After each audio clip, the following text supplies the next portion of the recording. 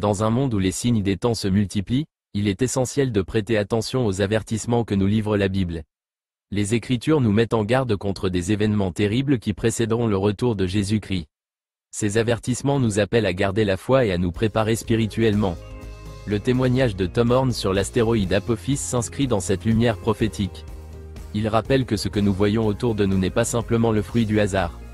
C'est un appel à la vigilance. Voici 2 versets puissants qui nous alertent sur la réalité de ces temps difficiles. Ésaïe 24, 1. Voici, l'Éternel met la terre en désolation. Il la déracine de son lieu, et en fait une solitude. Il bouleverse sa face, et en disperse les habitants. Ce verset nous révèle que Dieu permet parfois des bouleversements majeurs sur la terre. Ce sont des jugements qui touchent toute la création et bouleversent la vie des hommes. Ces événements sont le signe que le temps du réveil est arrivé. Personne ne doit les prendre à la légère. Apocalypse 8, 10 à 11. Le 3e ange sonna de la trompette. Il tomba du ciel une grande étoile ardente comme un flambeau. Elle tomba sur le tiers des fleuves et sur les sources d'eau. Le nom de cette étoile est Absinthe. Le tiers des eaux devint absinthe. Beaucoup d'hommes moururent à cause des eaux. Elles étaient devenues amères. Cette prophétie parle d'un astre destructeur qui impactera directement la vie sur terre. Il provoquera souffrance et mort. Ce passage souligne que le jugement divin se manifestera de manière spectaculaire et douloureuse. Nous devons être prêts à affronter ces réalités avec foi et repentance. À la lumière de ces avertissements, le témoignage de Tom Horn sur l'astéroïde Apophis prend toute son importance. Ce n'est pas une simple histoire d'astronomie. C'est une révélation prophétique. Elle appelle chacun de nous à veiller et à garder son cœur tourné vers Dieu. Dans ce monde où le mal semble souvent triompher, Dieu nous adresse un avertissement solennel. Il nous appelle à la vigilance et à la repentance. Le péché a des conséquences graves, non seulement sur notre vie présente, mais aussi sur notre destinée éternelle. Le prophète Ésaïe nous rappelle que le châtiment de Dieu peut venir soudainement. Il écrit, « Malheur à ceux qui appellent le mal bien et le bien mal, qui changent les ténèbres en lumière et la lumière en ténèbres. » Ésaïe 13, 22. Cette parole nous met en garde contre la déformation de la vérité. Nous devons garder un cœur sincère et reconnaître ce qui est juste aux yeux de Dieu. De même, dans le Nouveau Testament, l'apôtre Paul exhorte les croyants, « Ne vous y trompez pas, on ne se moque pas de Dieu. Ce qu'un homme aura semé, il le moissonnera aussi. » Galates 6, 7. Cette vérité universelle nous invite à réfléchir sur nos actes. Chaque choix a une conséquence. Il est vital de vivre en conformité avec la parole divine. Le témoignage que vous allez écouter est un rappel puissant de cette réalité. Il nous montre les réalités invisibles que beaucoup ignorent. Il témoigne aussi de la justice parfaite de Dieu. Que ce récit vous interpelle et vous encourage à marcher dans la lumière. Tom Horn. J'ai reçu des instructions scellées qui devaient être libérées à une date ultérieure. Il existe un précédent biblique pour cette instruction scellée dans Job 33, 14, car Dieu parle une fois, 2 fois, et l'homme ne le perçoit pas. 15 en songe, en vision nocturne, quand les hommes sont plongés dans un profond sommeil, quand ils sont assoupis sur leurs couches. 16 alors il ouvre les oreilles des hommes, et il scelle leurs instructions. 17 afin de détourner l'homme de son dessein, et de cacher à l'homme son orgueil. L'une de ces instructions scellées devant être diffusée à un moment précis concernait la démission d'un pape. En 2010, je suis allé me coucher et vers 2 heures du matin, j'ai vu une image très nette, un son très étrange qui se déplaçait à travers le Vatican, puis j'ai vu les ténèbres s'élever au-dessus du Vatican et je me suis réveillé comme ça. Dès mon réveil, j'ai commencé à écrire ce que j'avais vu, mais au lieu de cela, j'ai écrit le pape Benoît XVI va démissionner en avril 2012. J'ai participé à de nombreux programmes médiatiques et j'ai dit que cela allait se produire. Aucun pape ne s'était retiré depuis plus de 500 ans et tout le monde, en particulier mes amis catholiques, m'envoyait des courriels pour me dire « Tom, tu vas ruiner ton ministère. Les papes ne prennent pas leur retraite, ils meurent en fonction, il faut que tu arrêtes de dire ça. » La date est arrivée et elle n'a pas eu lieu. En février 2013, le Vatican fait une grande annonce mondiale. Le pape Benoît XVI s'est retiré de la fonction papale. Ce même jour, l'organe de presse du Vatican, l'Osservatore Romano, a accordé une interview au New York Times. Les internautes peuvent consulter cette interview sur Google et la lire par eux-mêmes. L'Osservatore Romano a publié un article, ainsi qu'un autre dans le New York Times, dans lequel il faisait une révélation. Ils ont dit que le pape Benoît XVI avait en fait secrètement démissionné à son retour d'un voyage en mars. Il a démissionné en mars 2012. Cette démission a été acceptée par la Curie en avril 2012. Le Vatican a classé cette affaire pour vos yeux seulement une affaire de sécurité top secrète de niveau CIA. Personne, nulle part, ne pouvait savoir quoi que ce soit à ce sujet. Lorsque ma prophétie s'est avérée exacte, mon téléphone n'a pas cessé de sonner. Tout le monde, y compris CNN, me suppliait de participer à leur émission et voulait savoir qui était mon initié au Vatican.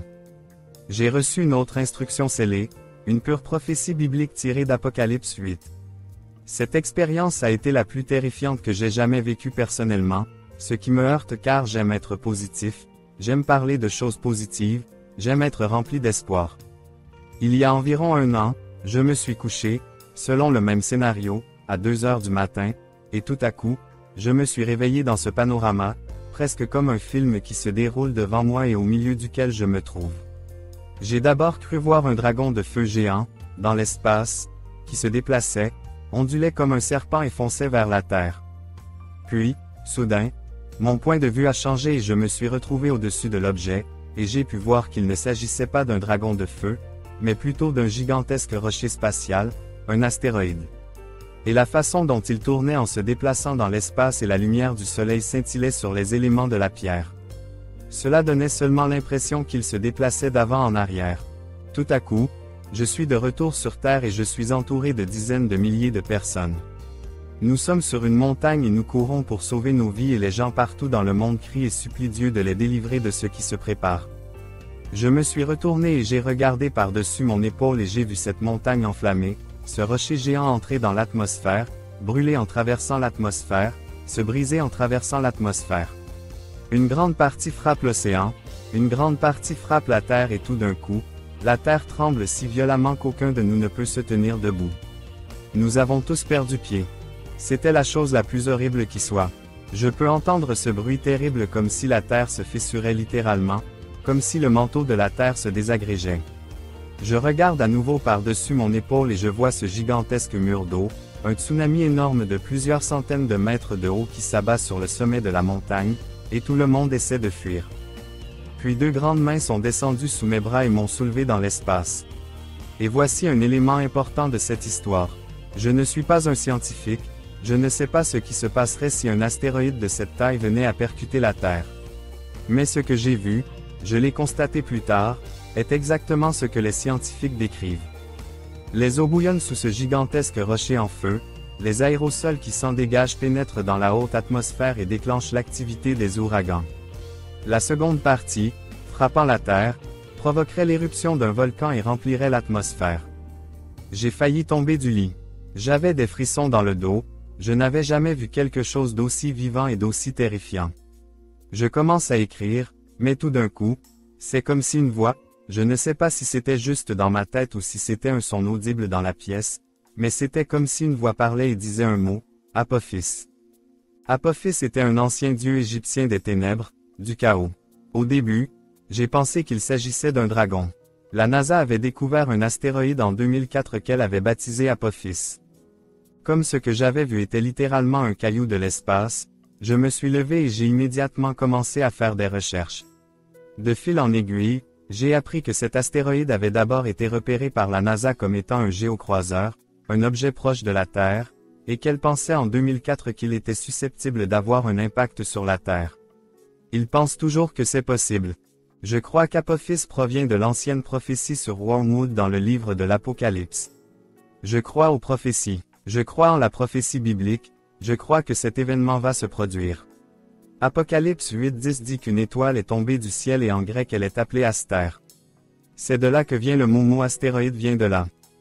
Apocalypse 8:10. Le 3e ange sonna de la trompette, et il tomba du ciel une grande étoile astère, ardente comme un flambeau, qui tomba sur le tiers des fleuves et sur les sources d'eau.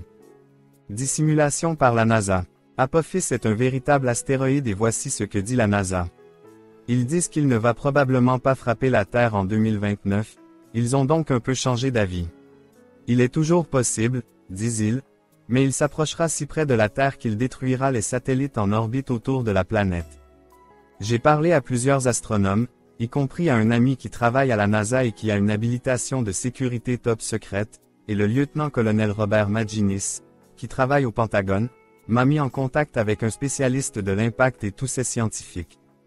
Ils m'ont dit il n'y a aucune chance que la pierre qui se déplace à 28 000 miles par heure dans l'espace et qui va couvrir des dizaines de milliers de miles avant d'arriver ici dans 9 ans, s'approche si près et fasse tomber les satellites, tout en étant assuré qu'elle ne va pas frapper la planète. Ils ont tous dit c'est de la foutaise, c'est une dissimulation. C'est une dissimulation. Voilà ce que je crois, je le crois parce que je l'ai vu. Je le crois parce que ce que j'ai vu et la façon dont cela m'est apparu n'a encore jamais échoué dans ma vie, y compris la démission du pape Benoît XVI contre toute attente. Il n'est encore jamais arrivé que les choses ne se déroulent pas exactement comme je l'avais vu. Je parle donc d'expérience personnelle, mais elle a été validée par les faits, après coup. Je me suis souvent demandé pourquoi Dieu m'avait montré que le pape Benoît XVI allait démissionner le mois de l'année où il l'a fait. C'est l'une de ces choses absolument improbables. Aucun pape n'avait agi de la sorte depuis plus de 500 ans. Le fait que j'ai été le seul à pouvoir le prédire, ainsi que le mois et l'année, devrait inciter les gens à s'intéresser à quelque chose de plus important, comme la prophétie de l'absinthe. J'y crois donc de tout mon séhur. Je vais vous regarder dans les yeux et vous donner une nouvelle prédiction comme je l'ai fait lorsque je vous ai dit que le pape allait démissionner et que tout le monde disait que cela n'arriverait jamais. En avril 2029, Apophis va frapper la Terre. Révélations 8 et 9. Deux astronomes différents m'ont dit que je ne lisais même pas correctement Apocalypse 8, que les 4 premières trompettes sont les 4 étapes d'un événement singulier. La première trompette retentit et le feu tombe du ciel et embrase les champs et les arbres. Ce sont les premiers débris qui sont poussés à l'avant d'un astéroïde qui arrive. Apocalypse 8 7 Le premier ange sonna de la trompette, et il y eut de la grêle et du feu mêlé de sang, qui furent jetés sur la terre. Le tiers des arbres fut brûlé, et toute herbe verte fut brûlée. La trompette numéro 2 retentit et une pierre géante brûlant comme une lampe tombe dans la mer et anéantit les navires, et il s'agit de la rupture d'un astéroïde binaire ou d'un astéroïde géant, comme Apophis. Apocalypse 8 8 9. Le second ange sonna de la trompette, et une grande montagne embrasée fut jetée dans la mer. Le tiers de la mer devint du sang, 9 le tiers des créatures qui étaient dans la mer et qui avaient vie mourut, et le tiers des navires fut détruit. La trompette numéro 3 retentit et c'est celle qui porte le nom d'absinthe. Elle contamine un tiers des eaux de la terre et de nombreuses personnes meurent à cause d'elle. Apocalypse 8 10 11. Le troisième ange sonna de la trompette, et il tomba du ciel une grande étoile, ardente comme un flambeau, qui tomba sur le tiers des fleuves et sur les sources d'eau. 11 Et le nom de l'étoile est absinthe, le tiers des eaux devint de l'absinthe, et beaucoup d'hommes moururent par les eaux, parce qu'elles étaient devenues amères. La quatrième trompette retentit et un tiers des étoiles, le soleil et la lune sont obscurcis, ce qui est le résultat de tous ces débris qui s'élèvent dans le courant jet, se répandent autour de la terre et bloquent une grande partie de la lumière du soleil. Apocalypse 8 12. Le quatrième ange sonna de la trompette, et le tiers du soleil fut frappé, ainsi que le tiers de la lune et le tiers des étoiles, de sorte que le tiers d'entre eux fut obscurci, et que le jour ne brilla pas pendant un tiers de sa durée, et la nuit de même. Il s'agit d'un événement singulier résultant de l'arrivée d'une pierre massive, ce qu'est Apophis. Regardez Apocalypse 9 1 2. Le cinquième ange sonna de la trompette, et je vis une étoile tomber du ciel sur la terre, et la clé de l'abîme lui fut donnée. 2 Elle ouvrit l'abîme, et il s'éleva de l'abîme une fumée, comme la fumée d'une grande fournaise, et le soleil et l'air furent obscurcis par la fumée de l'abîme. Nous avons parlé des 4 premiers anges. Le cinquième ange sonna de la trompette et je vis une étoile. Tout d'abord, voici le terme étoile. J'ai vu une étoile tomber du ciel sur la terre, cela ressemble plus à de l'absinthe. Il ouvrit l'abîme, et il sortit de l'abîme une fumée semblable à la fumée d'une grande fournaise, et le soleil et l'air furent obscurcis. Il fait 2 choses ici, il a une clé, donc c'est un ange, mais il a aussi un instrument qui fait partie du jugement et c'est pourquoi je pense que Wormwood est très probablement à la fois un astéroïde et un ange. Il pourrait s'agir d'Apophis frappant la Terre en 2029, mais aussi d'un instrument de jugement qui le relie à un ange. Date de l'enlèvement. Les gens ont des points de vue différents sur l'enlèvement. Supposons seulement pour un instant, et je ne fixe aucune date ici, qu'Apophis frappe la Terre le vendredi 13 avril 2029, comme je l'ai vu dans ma vision nocturne, et que c'est le milieu de la période de la Grande Tribulation. Qu'est-ce que cela signifierait pour un adepte de l'enlèvement pré-tribulation? Il faut reculer de 3 ans et demi, ce qui nous amène à 2025. La fête des tabernacles tombe entre le 7 et le 13 octobre 2025. C'est à peu près à ce moment-là qu'un enlèvement pré-tribulation peut avoir lieu. Ajoutez 3 ans et 6 mois et vous arrivez au 13 avril 2029. Si vous êtes un croyant post-tribulation, il vous faudra encore 3 ans et demi après le 13 avril 2029. C'est à vous d'étudier cette question et d'y réfléchir en fonction de votre propre éschatologie. Si Apophis est l'absinthe biblique, pensez à ce que cela signifie en termes d'imminence d'un enlèvement, mais aussi en termes de seconde venue de Jésus-Christ. Fait concernant Apophis, voici quelques informations sur la taille de l'étoile et sur Apophis. Il a été découvert à l'Observatoire national de Kitt Peak en 2004. C'est alors que la NASA lui a donné le nom d'Apophis. Il mesure 370 mètres de large, soit 1200 pieds de large ou 4 terrains de football de la NFL. Son poids est estimé à 20 millions de tonnes. Il se déplace à 28 000 miles par heure, et je vous dis qu'il va frapper la Terre. Voici ce que disent les experts et les scientifiques de la NASA. D'après la technologie de cartographie, s'il percute la Terre, il tombera probablement quelque part à la frontière du Mexique et de la Californie. Il s'agit d'une zone très densément peuplée. Un autre scientifique de la NASA a déclaré penser de la manière suivante: prenez toutes les ogives nucléaires qui se trouvent sur Terre aujourd'hui, celles de la Chine, des États-Unis, de la Russie, de tout le monde. Mettez-les au même endroit et laissez-les exploser en même temps. C'est ce qui se passera quand Apophis frappera la Terre. L'impact sur la Terre sera équivalent à plus d'1 milliard de tonnes de TNT ou, pour mettre les choses en perspective, à 65 000 bombes d'Hiroshima qui exploseraient toutes en même temps au même endroit, ou à presque toutes les bombes nucléaires présentes sur Terre aujourd'hui qui exploseraient toutes en même temps et qui auraient les multiples effets mentionnés dans Apocalypse 8 dans l'ordre séquentiel. Il y a une dissimulation massive car la NASA ne veut pas que cette information soit divulguée plus tôt qu'elle ne le sera. La force de l'espace. En ce moment, ils font des efforts d'atténuation en arrière-plan, dont nous pouvons parler comme faisant partie de la force spatiale de Trump, en essayant de trouver un moyen d'empêcher l'impact sur la Terre. Le président Trump a annoncé qu'il créait une nouvelle branche de service, la Space Force, et si l'on examine les raisons de cette création et son financement, on s'aperçoit qu'elle est presque entièrement liée aux objets proches de la Terre, aux astéroïdes et à l'atténuation de leurs effets. L'un des ordres du jour était la prophétie de Wormwood. J'ai des amis dans l'entourage du président qui croient aux prophéties et qui lui ont parlé de cette question et de Wormwood. Certains d'entre eux sont des scientifiques chrétiens qui parlent également de cette prophétie. Pour ajouter un autre élément, la semaine dernière, à la cathédrale nationale, ils ont oint et béni une toute nouvelle version de la Bible du roi Jacques, et l'ordre est que chaque commandant de la Space Force doit prêter serment en utilisant cette Bible. Donald Trump et son administration reconnaissent donc qu'il existe un élément surnaturel autour de cette question. Relecture des Écritures. Depuis cette vision et depuis que j'ai entendu les astronautes et les scientifiques décrire ce que j'ai vu, je regarde les Écritures très différemment. Par exemple, dans Luc 21, 25, 28, il est dit: il y aura des signes dans le soleil, dans la lune et dans les étoiles, et ce mot est l'astéroïde. Il y aura des signes dans les astéroïdes et sur la Terre, la détresse des nations. C'est exactement ce que j'ai vu, avec perplexité, ils ne savent pas quoi faire. Mais pour terminer le verset, la mer et les vagues qui mugissent, c'est exactement ce que j'ai vu. Le séhur des hommes s'effondre de peur et de crainte devant les choses qui viennent. Luc 21, 25, 28. Il y aura des signes dans le soleil, dans la lune et dans les étoiles astrons. Et sur la terre, des nations en détresse et dans l'angoisse, la mer et les flots qui mugiront. 26. Le cœur des hommes sera abattu par la crainte et par l'attente de ce qui doit arriver sur la terre, car les puissances des cieux seront ébranlées.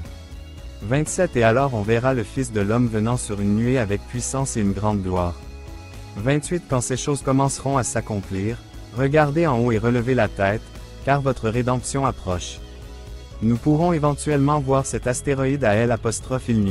Nous verrons le signe de la venue du Fils de l'homme. Et quand vous verrez ces choses commencer à se réaliser, alors levez les yeux et regardez en haut, levez la tête, car votre rédemption approche. Réveil mondial. En 2025, les gens pourront regarder dans l'espace et voir Apophis, Wormwood avec leurs maisons et des télescopes assez sophistiqués. 2 ans plus tard, ils pourront regarder dans l'espace et le voir à L'. À ce moment-là, ce sera le chaos et la panique. L'arrivée de l'astéroïde pourrait provoquer un retour à Dieu dans le monde entier. J'ai vu des gens partout sur leur visage qui imploraient Dieu. Vous savez que le Nouveau Testament dit que certains ont été sauvés par la peur, n'est-ce pas? En haïssant même le vêtement taché par la chair. Certaines personnes ne sont pas motivées jusqu'à ce qu'une catastrophe comme celle-ci se produise, mais l'Église s'est également endormie. Pas tout le monde, mais beaucoup, et cela va être un appel au réveil pour les gens partout dans le monde qui se tourneront vers Dieu. De nombreux membres de l'Église utiliseront cet événement comme la plus grande occasion d'évangélisation de l'histoire de l'humanité.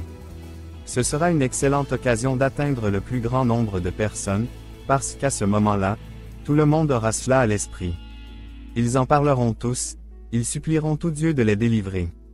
Ce sera une grande opportunité. Cela pourrait littéralement être l'élément déclencheur du prochain grand réveil. D'après mon étude de la Bible, il y a une lueur d'espoir.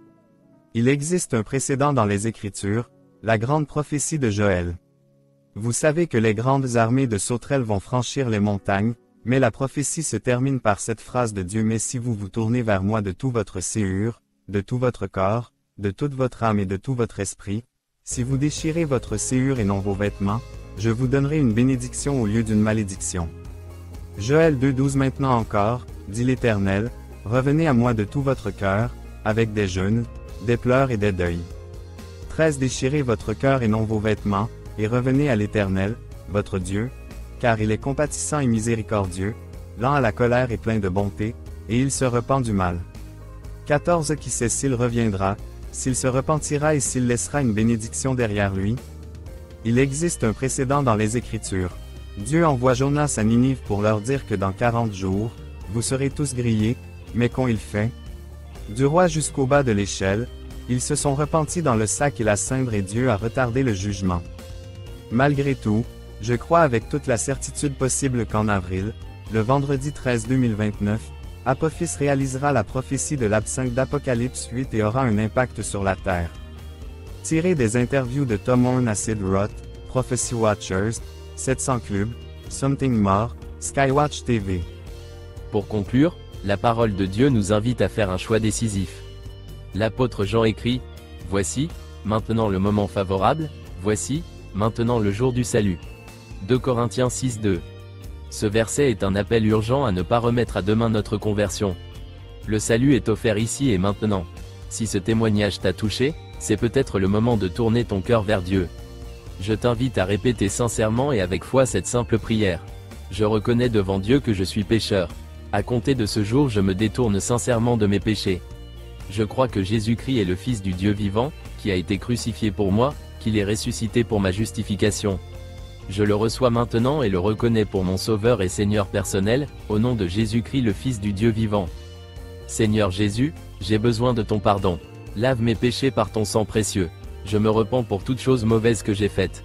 Merci d'avoir payé la pénalité de mes péchés lorsque tu es mort sur la croix. Je voudrais me détourner de ma nature pécheresse pour plutôt te suivre. Seigneur, je t'ouvre mon cœur et je t'invite à venir dans ma vie, et à faire de moi la personne que tu veux que je sois. Jésus, je t'accepte comme mon Seigneur et Sauveur. S'il te plaît, remplis-moi de ton Esprit Saint et prends le contrôle de ma vie. Au nom de Jésus-Christ je prie.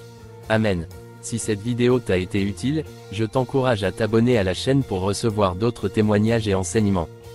N'hésite pas à laisser un commentaire pour partager ton expérience ou poser tes questions. Partage cette vidéo autour de toi pour qu'elle puisse toucher d'autres vies.